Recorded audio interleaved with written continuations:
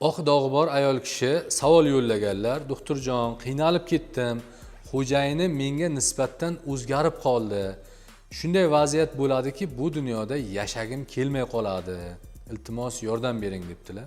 Aziz do'stlar, haqiqatan ham ushbu kasallik ijtimoiy kasallik hisoblanadi. Ya'ni mana shu dard tufayli juda ham ko'p oilalarni buzilib ketganligini, ba'zi yigit qizlarimiz demak turmush qura olmaganligini ham kuzatganmiz.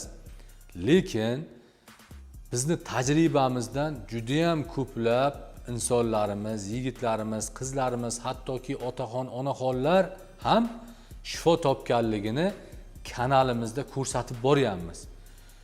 Bizga juda ham yaxshi odzivlar keladi, ya'ni doktor sizga rahmat.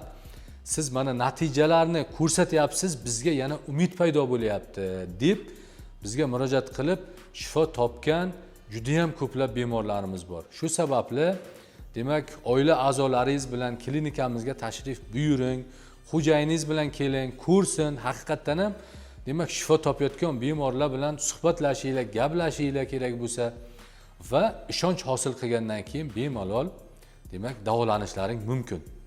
Shu sababli bu holatga tushkunlikka tushmasdan yechim izlaydigan bo'linsa, men o'ylayman, har bir dardga shifo bor degan hadislar ham bor. Buni isbotini biz ko'rib kelyapmiz.